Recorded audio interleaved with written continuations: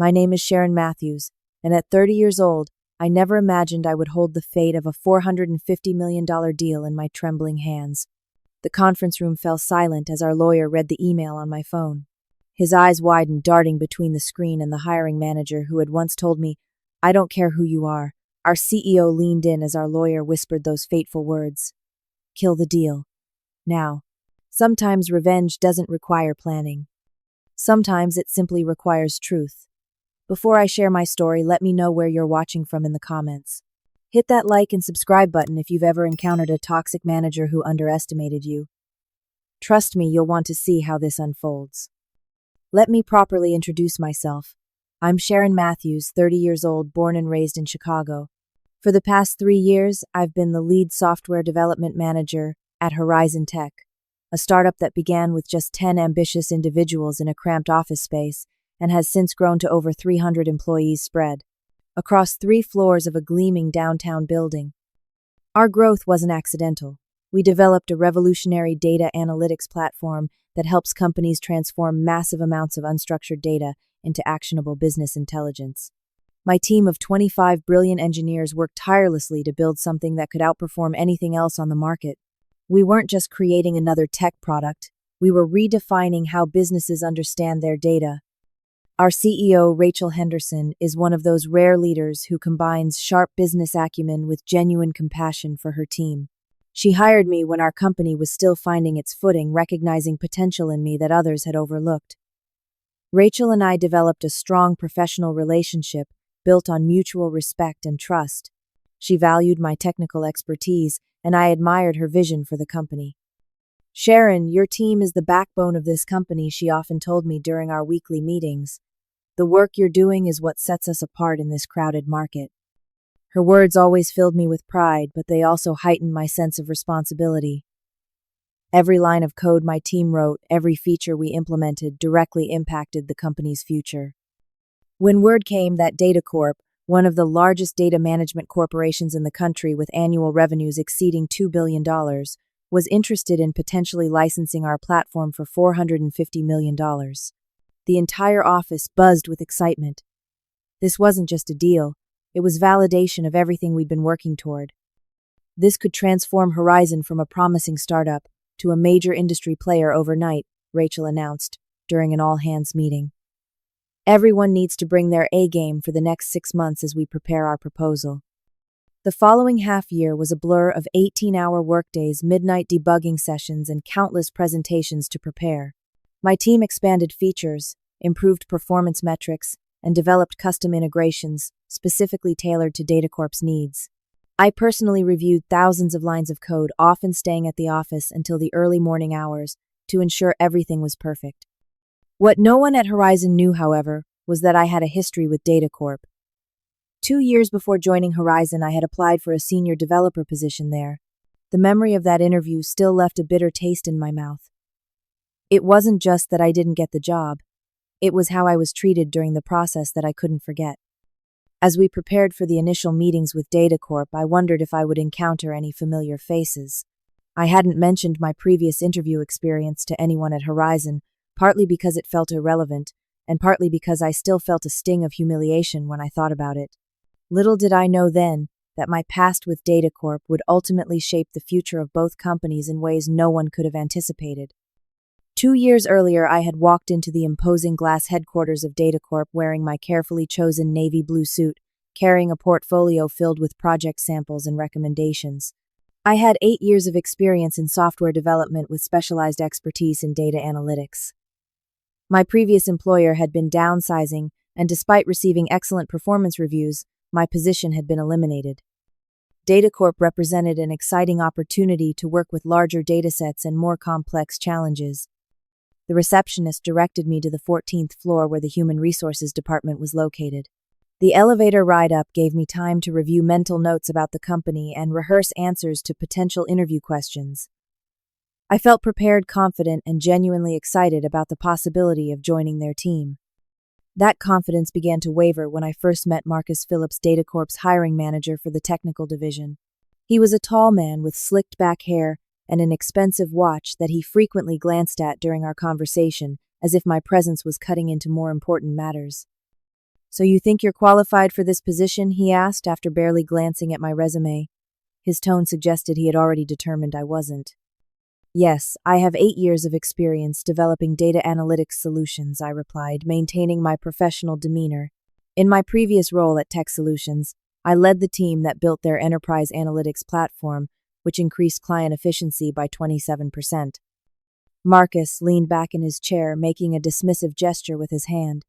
I don't care who you are or what you claim to have accomplished at some smaller company. Data Corp is in a different league entirely. The interview continued with Marcus interrupting me mid-sentence whenever I attempted to elaborate on my technical expertise. His questions seemed designed to undermine rather than evaluate my knowledge. How familiar are you with Kubernetes orchestration? He asked. I've implemented several production-grade clusters and written custom controllers too. Moving on, he interrupted. What about experience with real-time data processing at scale? Yes. At Tech Solutions, we processed over 3 million events per second using a custom framework. I helped develop that. That's hardly what I'd call at scale, he scoffed. At Data Corp, we're talking billions of events. Throughout the 60-minute interview, Marcus asked a series of increasingly inappropriate questions that had nothing to do with my technical capabilities. Do you plan on having children anytime soon? He asked casually, as if inquiring about the weather. I don't see how that's relevant to my qualifications, I responded, struggling to maintain my composure. It's relevant because the technical teams here work long hours, he explained, not even attempting to disguise the discriminatory nature of his question. Women who have family commitments often can't keep up. By the time I left the Data Corp building, my initial excitement had been replaced by a deep sense of indignation. I knew my experience had been solid, my answers technically sound, and my portfolio impressive. Yet Marcus had treated me with contempt from the moment I walked in. A week later, I received a formal email from Data Corp's HR department. Thank you for your interest in the senior developer position at Data Corp. After careful consideration, we have decided to pursue candidates whose experience better aligns with our current needs. We encourage you to apply for future positions that match your qualifications.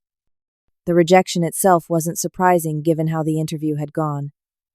What came next, however, was 15 minutes after the formal rejection, another email arrived in my inbox. This one was directly from Marcus Phillips, clearly meant for someone else but accidentally forwarded to me. Had another female applicant today for the senior dev role, technically qualified on paper, but you know how it is with women in tech. They never have the same drive or capability as male developers regardless of what their resume says. Plus, she'll probably be pregnant and on maternity leave within a year. Recommended rejection as usual. Let's focus on the candidates from MIT and Stanford. I stared at the email in disbelief, my hands trembling with a mixture of anger and shock. This wasn't just unconscious bias. This was blatant, unapologetic discrimination. I considered forwarding the email to Data Corp's executive leadership or even consulting a lawyer, but ultimately decided against it. I was emotionally exhausted from the job search and didn't want to engage in what would likely be a protracted and stressful battle. Instead, I saved the email, filed it away in a folder labeled Professional Correspondence, and focused my energy on finding a position where my skills would be valued, regardless of my gender. That search eventually led me to Horizon Tech, where Rachel Henderson saw my potential and gave me the opportunity to thrive. But I never deleted that email from Marcus Phillips. Sometimes evidence of someone's true character comes directly from their own keyboard. My journey at Horizon Tech began on a much more positive note. Rachel Henderson personally welcomed me on my first day, introducing me to the small but passionate team that would become like family over the next few years. Sharon, we're building something special here, she told me. And your experience is exactly what we need to take our data platform to the next level. Unlike at Data Corp, my ideas were not only heard but actively sought after. Within 6 months, I was promoted to lead the development team. Within a year, I was sitting in executive meetings helping shape the company's technical strategy. Our data analytics platform, Horizon Insight, quickly gained traction in the market. What separated our solution from competitors was its intuitive interface combined with powerful back-end capabilities that could process complex data operations without requiring users to have technical expertise. We democratized data analysis for businesses of all sizes. My team expanded from 5 developers to 25 as demand for our product grew. We moved from our cramped initial office to a larger space and then to an entire floor in a downtown high-rise. Throughout this growth, I maintained the same hands-on approach that had gotten me this far, coding alongside my team members and staying directly involved in the architecture decisions. When Rachel called me into her office 18 months after I joined Horizon, I assumed it was for our regular strategy meeting. Instead, she had news that made my heart skip a beat. "Sharon, Data Corp has reached out to us," she said, her expression a mixture of excitement and caution. "They're interested in licensing our platform for their enterprise clients. We're talking about a potential $450 million deal over 5 years." My mind raced as conflicting emotions battled within me. Data Corp, the same company where Marcus Phillips had dismissed my abilities and accidentally revealed his discriminatory attitudes. Now they wanted the product I had helped build. "That's significant," I managed to say, trying to keep my voice neutral. "It's more than significant," Rachel replied. "It's transformative for us. They want to set up a meeting next week to discuss details. I'd like you to lead the technical presentations." I nodded, not yet ready to share my history with Data Corp. "Of course, I'll prepare the team." The following week, our conference room was prepared for the first meeting with Data Corp representatives. My team had created a custom demo highlighting the features most relevant to Data Corp's needs. Rachel had brought in our chief financial officer and legal counsel to address any business or contractual questions.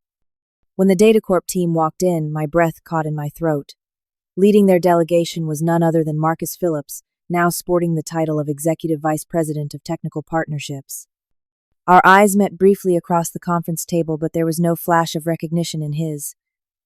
Either he genuinely didn't remember me, or he was pretending not to. Either way, I was determined to remain professional. "Welcome to Horizon Tech," Rachel began. "We're excited about the possibility of partnering with Data Corp to bring our analytics solution to your enterprise clients." The initial meeting went smoothly on the surface. I presented our technical capabilities, answered questions about scalability and security, and outlined our development roadmap. Throughout my presentation, I noticed Marcus checking emails on his phone, barely paying attention. When it came time for questions, Marcus finally engaged, though not in a productive way. "Your solution looks interesting for a startup," he said, emphasizing the word startup as if it were a limitation. "But Data Corp serves Fortune 100 clients with mission-critical data needs. How can your small team possibly support that scale?" I had anticipated this question and was prepared with performance metrics and case studies from our largest current clients.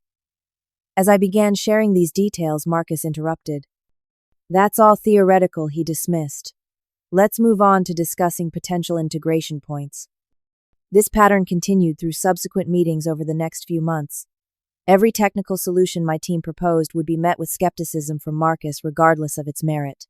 He would direct his questions to male team members even when I was clearly the one with the expertise to answer. In meetings where I was the only Horizon representative present, he would suggest we bring in some of your technical leads next time despite my role as head of development. Rachel noticed the dynamic, but attributed it to normal negotiation tactics. "They're just testing our capabilities," she assured me, after a particularly tense session. "Your work speaks for itself, Sharon." I didn't share my suspicions or my history with Marcus. The deal was too important to Horizon, and I didn't want personal issues to interfere with the company's success. So I continued to prepare thorough responses to every objection document, every technical requirement, and maintain a rigorously professional demeanor despite Marcus's behavior. Behind the scenes, my team worked nights and weekends to address Data Corp's expanding list of requirements. We built custom integrations, enhanced security features, and optimized performance specifically for their use cases. I personally reviewed every line of code, knowing that any weakness would be magnified by Marcus in the next meeting. 4 months into negotiations, it seemed that Data Corp was finally running out of technical objections. The contract discussions were advancing with talk of implementation timelines and payment schedules. I began to hope that we might complete this deal without having to address the elephant in the room, my history with Marcus and his evident bias. That hope was premature. As we entered the final stages of negotiation, the meetings with Data Corp became more frequent and more intense. What had started as monthly discussions evolved into weekly sessions, often stretching late into the evening. The initial team of 4 Data Corp representatives grew to include their legal department, technical architects, and financial analysts. Through it all, Marcus Phillips remained the primary point of contact and the main voice of opposition whenever my contributions were presented. His dismissive attitude had become so obvious that even Thomas Wilson, Data Corp's CEO, who occasionally joined the meetings, had begun to give him questioning looks. One particularly challenging meeting focused on the security architecture of our platform. My team had spent weeks enhancing our already robust security features to meet Data Corp's stringent requirements. We had implemented additional encryption layers, advanced authentication protocols, and comprehensive audit logging. I was midway through explaining our approach to data segregation when Marcus interrupted yet again. "This all sounds very basic," he said, gesturing dismissively. "Any first-year computer science student could implement these controls. I was hoping for something more sophisticated from your team." The room fell silent. Even Marcus's colleagues from Data Corp looked uncomfortable with his unnecessarily harsh assessment. "Perhaps you could elaborate on what specific additional security measures you're looking for," I suggested calmly, though my heart was racing. "Our implementation follows industry best practices and has been validated by independent security audits." Marcus leaned forward, his expression condescending. "Industry best practices might be sufficient for your typical clients, but Data Corp handles sensitive data for financial institutions and healthcare providers. We need security that exceeds standards, not merely meets them." I maintained my composure and proceeded to outline the advanced security features we had implemented, specifically for their requirements. Features that went well beyond standard implementations, and that I had already documented in detail in our technical specifications. After the meeting, Jessica Chen, one of our senior developers who had attended to provide technical support, approached me in the hallway. "Sharon, what's that guy's problem?" "Your security architecture is brilliant, and he treated it like a high school project." I shrugged, not wanting to delve into my history with Marcus. "Some people are just difficult to work with." "Difficult is one thing," Jessica replied. "This feels personal. He barely acknowledges anything you say, but when Michael made basically the same point about the API structure, suddenly it was insightful." She wasn't wrong. Marcus's behavior had grown increasingly targeted, particularly as it became clear that our platform met or exceeded all of Data Corp's technical requirements. With fewer legitimate objections available, his comments had become more personal and less professional. That evening, I received an email from Marcus that crossed all professional boundaries. It was sent only to me, not copied to anyone else from either company. "Sharon, after today's presentation, I have serious concerns about your team's technical capabilities.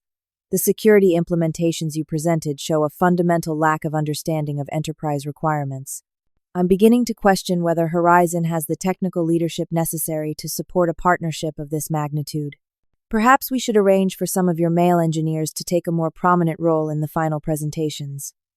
I stared at the email, a cold anger settling in my stomach. This wasn't just unconscious bias or casual sexism.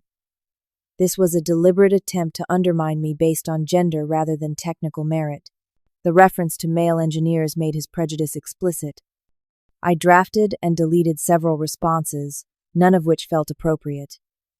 In my position as the technical lead for this deal, I needed to remain professional. Yet something had to be done. That night, I called Jessica, needing to confide in someone about the situation. "You won't believe the email Marcus sent me," I said, before reading it to her word for word.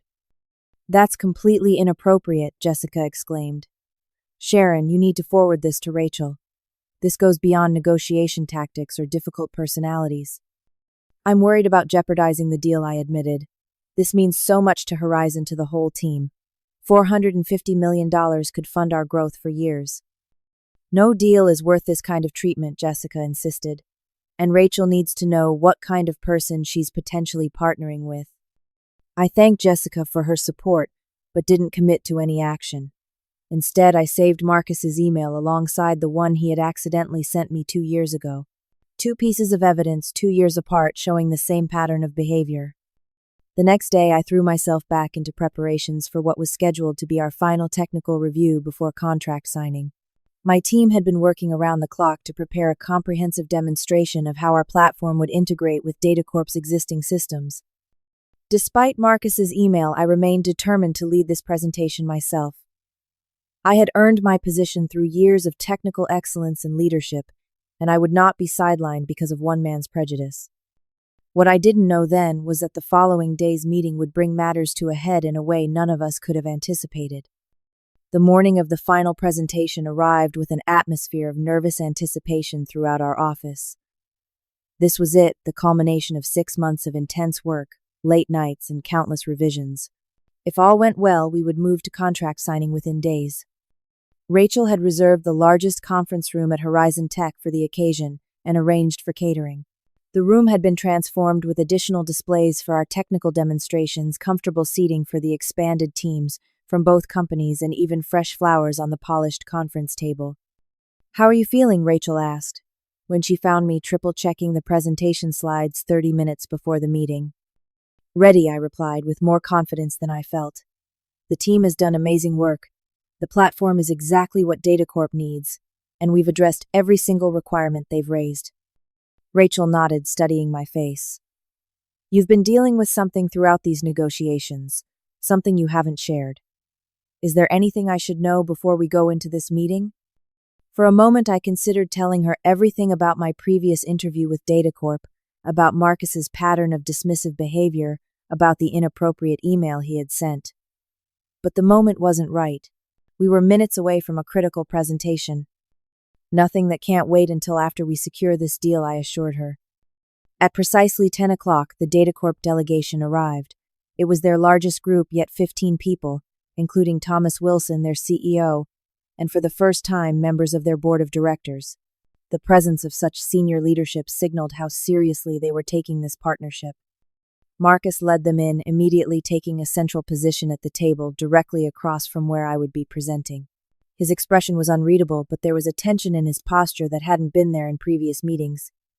Our legal counsel, Michael Thompson, sat to Rachel's right, while our CFO, David Reeves, took the seat to her left. I would be standing for most of the meeting, walking through our technical presentation and demonstration. After introductions and opening remarks from both CEOs, I began our presentation. I had decided to focus on 3 key areas: the technical architecture that made our platform unique, the custom integrations we had developed specifically for Data Corp, and the implementation roadmap that would ensure a smooth transition for their clients. Our platform processes data through a distributed architecture that maintains both performance and security. I explained, bringing up a diagram that my team had spent days perfecting. This approach allows us to scale horizontally as data volumes increase without sacrificing response times. I noticed several of Data Corp's technical staff nodding appreciatively at the elegance of the solution. Even Thomas Wilson seemed engaged, asking thoughtful questions about performance metrics and capacity planning. Throughout my presentation, Marcus remained unusually quiet, which made me increasingly uneasy. When someone who has consistently interrupted suddenly becomes silent, it rarely signals acceptance. My suspicions were confirmed when I reached the section on implementation planning. Based on our experience with similar enterprise deployments, we've developed a 24-week implementation schedule, I explained, displaying a detailed Gantt chart. This includes 3 phases of migration, extensive testing at each stage, and dedicated support from our team throughout the process. Marcus finally broke his silence. 24 weeks seems excessively long. Our technical team believes this could be accomplished in half that time. I was prepared for this objection and began to explain the rationale behind our timeline, the need for thorough testing with live data, the complexity of integrating with legacy systems, the importance of user training and adoption. Before I could finish, Marcus cut me off with a dismissive wave of his hand. "I think we've heard enough technical details from you. Perhaps one of your architects could address the actual implementation concerns." The room grew uncomfortably quiet. Everyone present knew I was the lead architect as well as the development manager. There was no one else who could better address these questions. Rachel shifted in her seat, clearly preparing to intervene, but before she could, Marcus continued, his voice taking on a condescending tone. "This is exactly the problem with having women lead technical teams. They get bogged down in process and documentation instead of focusing on efficient execution. In my 20 years in this industry, I've consistently seen this pattern." The statement hung in the air like a toxic cloud. Several people from the Data Corp side looked down at their notebooks, clearly embarrassed by their colleague's comment. Thomas Wilson's expression darkened considerably. In that moment, something shifted inside me. 6 months of tolerating subtle jabs, of maintaining professionalism in the face of bias, of putting Horizon's interests above my own dignity. It all reached a breaking point. "I'd like to request a brief pause in the presentation," I said, my voice steady, despite the adrenaline coursing through me. "Mr. Thompson, our legal counsel. Could I have a moment of your time, please?" Michael looked surprised but stood immediately following me to the corner of the room. Without a word, I took out my phone, opened my email, and showed him both messages from Marcus, the one accidentally sent 2 years ago during my job application, and the one sent just days earlier questioning my technical leadership based explicitly on gender. Michael's eyes widened as he read. He looked up at me, then across at Marcus, who was watching our exchange with growing unease. "How long have you had these?" Michael whispered. "The first one for 2 years. The second since Tuesday," I replied quietly. I didn't want to jeopardize the deal, but I can't let that comment stand unchallenged. Michael nodded gravely, then walked back to the table and leaned down to whisper something to Rachel. Her expression shifted from confusion to shock to cold anger in the span of seconds. "Mr. Wilson," Rachel said, addressing Data Corp's CEO directly. "Before we continue, there's a matter that requires immediate attention. Michael, please share what Sharon has just shown you." Michael cleared his throat and stood. "Mr. Wilson, I've just been shown 2 emails sent by Mr. Phillips that contain explicitly discriminatory statements regarding women in technical roles, specifically targeting Miss Matthews. Given the comment Mr. Phillips just made publicly, these emails establish a pattern of gender discrimination that raises serious concerns about this potential partnership." Thomas Wilson's face turned grim. "I'd like to see these emails." I handed my phone directly to him, watching as he read both messages carefully. When he finished, he set the phone down gently and turned to Marcus with an expression of barely contained fury. "Marcus, wait outside. Now." The tension in the room was palpable as Marcus stood, his face flushed, and exited without a word. Thomas then turned to me. "Miss Matthews, I want to personally apologize for what you've experienced. This is absolutely unacceptable and does not reflect Data Corp's values or policies." "Thank you," I replied, still standing at the front of the room. "But I'm not the only woman in tech who has faced these attitudes. The question is, what happens next?" Thomas nodded thoughtfully, then turned to Rachel. "I think we need to pause this meeting and have a private conversation, CEO to CEO. Would that be acceptable?" "Absolutely," Rachel agreed, rising from her seat. "Everyone, let's take a 30-minute break." As the room cleared out, I felt a strange mixture of relief and apprehension. I had finally brought the truth to light, but the fate of the deal and potentially my future at Horizon now hung in the balance. As team members from both companies filed out of the conference room for the unexpected break, the atmosphere was thick with tension and whispered speculation. I found myself in Horizon's small kitchen, hands wrapped around a cup of coffee I wasn't drinking when Rachel located me. "Walk with me," she said simply. We made our way to her office in silence. Once inside, with the door closed, she turned to face me. "Why didn't you tell me about your history with Marcus and these emails earlier?" Her tone wasn't accusatory, just genuinely curious. I took a deep breath. I was worried about jeopardizing the deal. This partnership means so much to Horizon, to all of us who've worked so hard building this company. I didn't want my personal issues to interfere with that. Rachel's expression softened. "Sharon, no deal is worth having one of my best leaders subjected to that kind of treatment. You should have come to me immediately." "I know that now," I admitted. "I kept hoping we could get through the negotiations without it becoming an issue. That was naive." "Yes, it was." Rachel agreed, but then smiled slightly. "Though I have to admire your professionalism throughout this whole process. Anyone else might have lost their cool months ago." "What happens now?" I asked, the question that had been foremost in my mind since the meeting adjourned. Rachel moved to sit on the edge of her desk. "I just had a very interesting conversation with Thomas Wilson.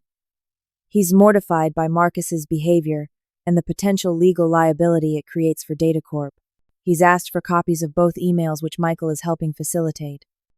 And the deal I couldn't help asking. That's where things get complicated, Rachel replied. Thomas wants to proceed with the partnership. He values our technology and recognizes its importance to Data Corp's future plans. My heart sank a little. Despite everything, business would continue as usual. Money would trump principles, as it so often did in the corporate world. But Rachel wasn't finished. I told him we wouldn't be moving forward under the current circumstances. What I asked, genuinely shocked. I told him Horizon won't partner with a company that allows this kind of behavior from its executives, that we value our people too much to subject them to a toxic working relationship, that $450 million isn't worth compromising our company culture and values. I stared at Rachel, speechless. She had potentially walked away from the biggest deal in our company's history because of how I had been treated. Don't look so surprised, Rachel said with a small smile. Did you think I built this company just to sell our souls at the first big payday? Horizon is successful because we value innovation and respect equally. I'm not about to change that formula. What did Thomas say? I managed to ask. He asked what it would take to salvage the deal, Rachel replied.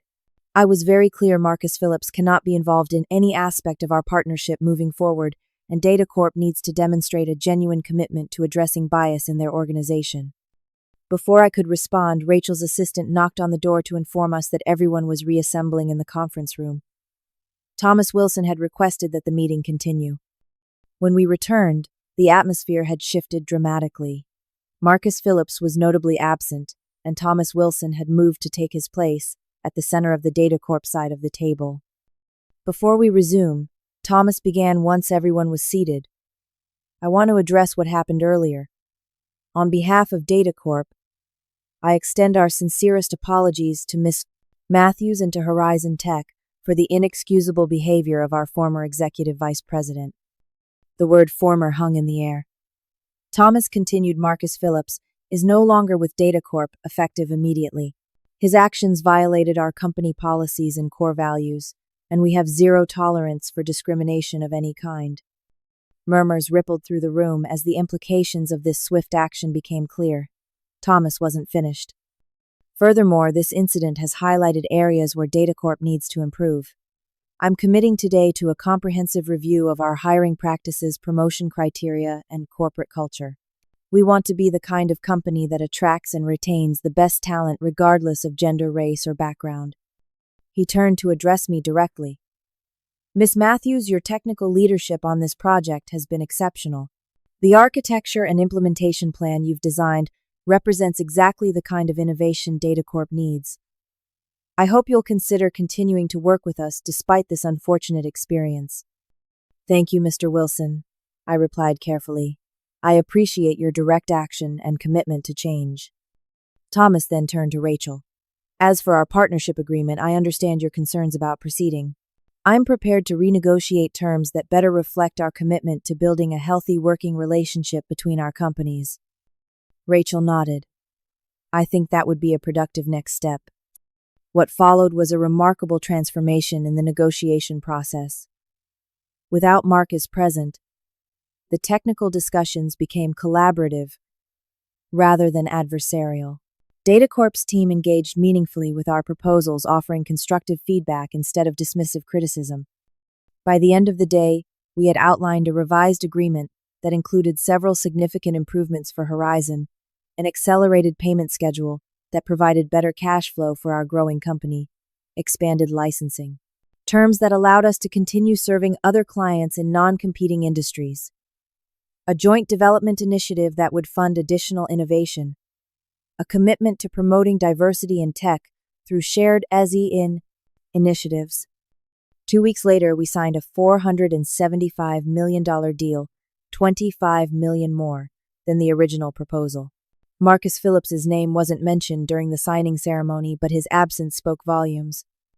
Word of what happened spread quickly through both companies. At Data Corp, it triggered a significant cultural reckoning. Thomas Wilson launched a comprehensive review of their hiring and promotion practices, bringing in external consultants to address unconscious bias throughout the organization. At Horizon, the incident reinforced our existing commitment to building an inclusive workplace. Rachel used it as an opportunity to establish more robust mechanisms for reporting inappropriate behavior and ensuring that no one would ever feel they had to remain silent to protect the company. For me personally, the resolution brought a complicated mix of emotions. There was vindication certainly in seeing Marcus face consequences for his actions. There was pride in knowing that my technical work had been recognized and valued, despite his attempts to undermine it. But most importantly, there was a sense of closure on a chapter that had begun 2 years earlier with that first discriminatory email. 6 months after signing the deal, our implementation was proceeding ahead of schedule.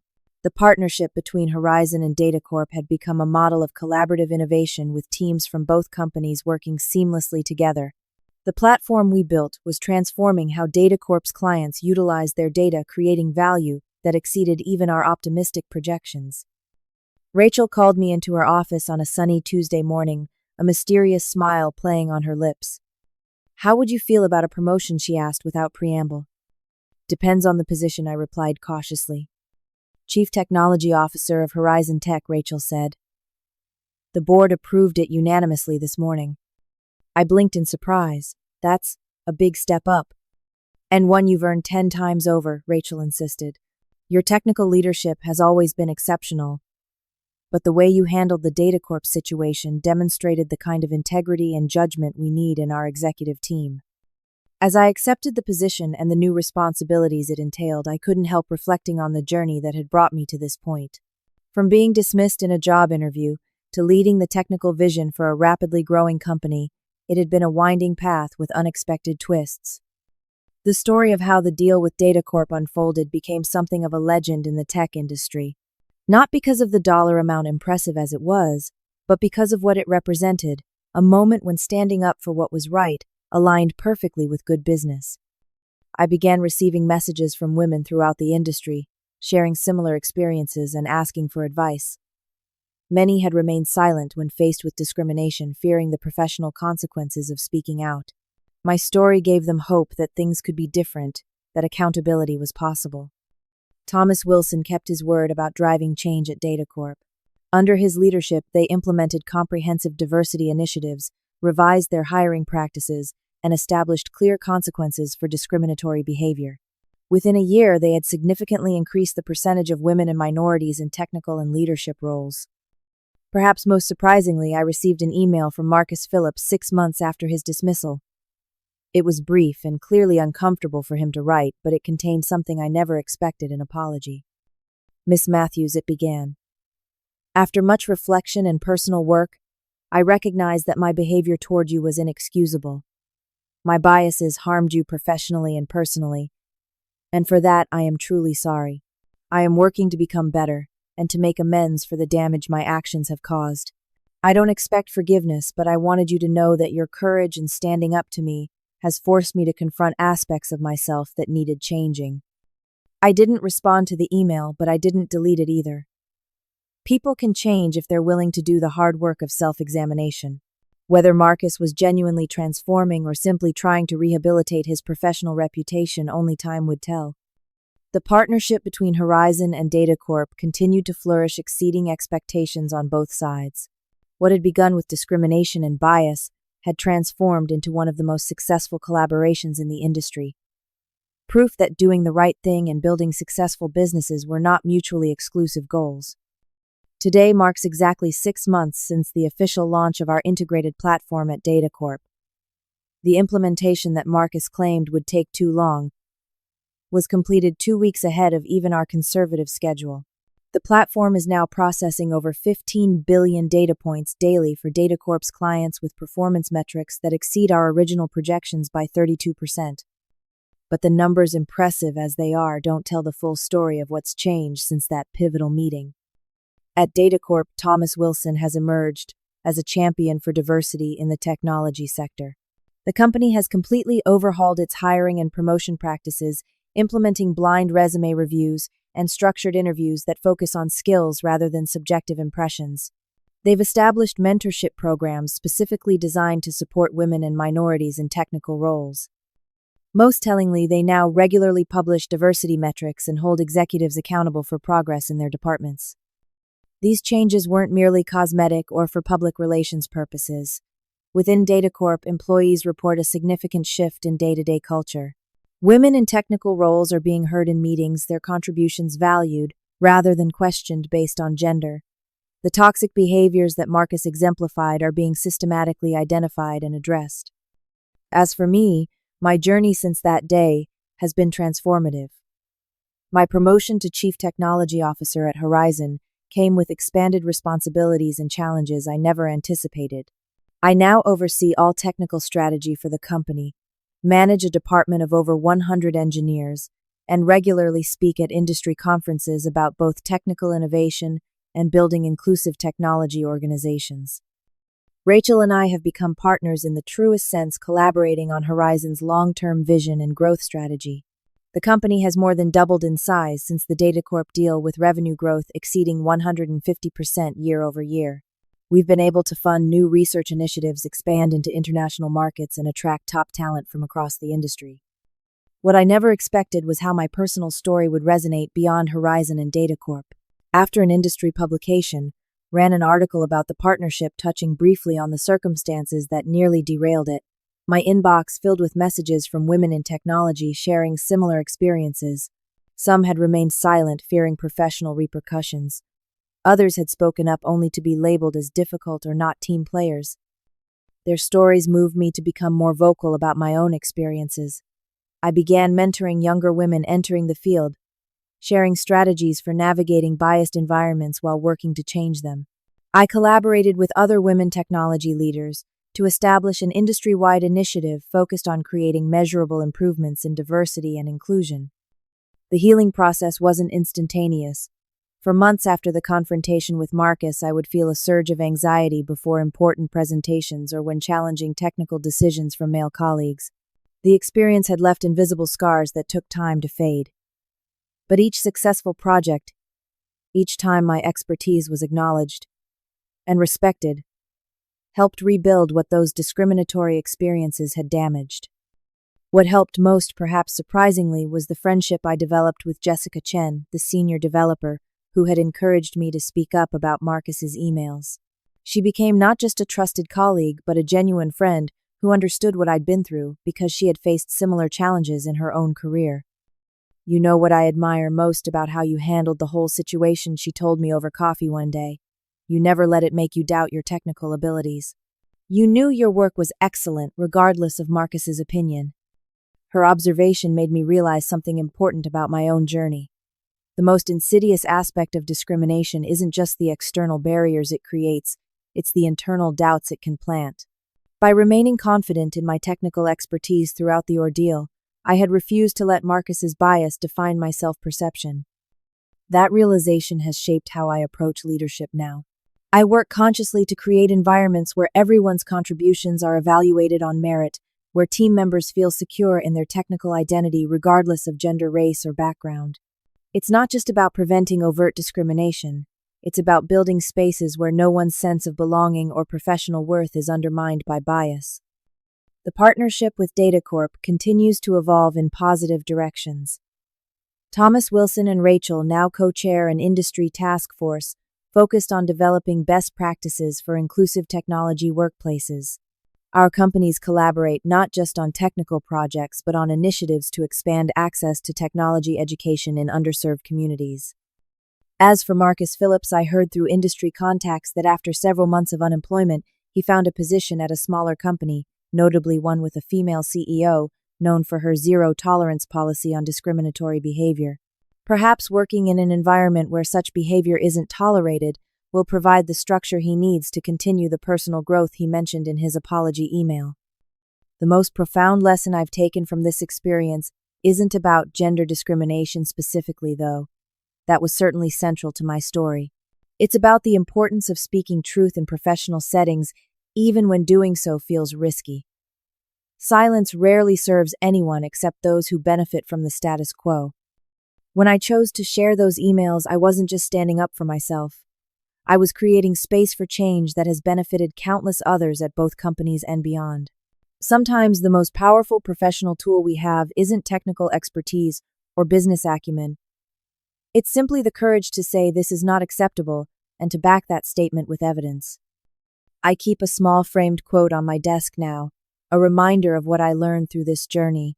Your silence will not protect you. Speaking up may be frightening, but remaining silent carries its own substantial costs to individuals, to companies, and to the possibility of creating workplaces where everyone can thrive. Have you ever found yourself in a situation where you needed to stand up against unfair treatment in your workplace? What gave you the courage to speak up, or what held you back? Share your experiences in the comments below. Your story might give someone else the courage they need. And if you found value in my journey, please like and subscribe to see more stories of professional challenges overcome. Remember to share this video with someone who might need to hear that speaking truth to power can sometimes change not just your own situation, but an entire corporate culture. Thank you for listening, and remember, your voice matters more than you might realize.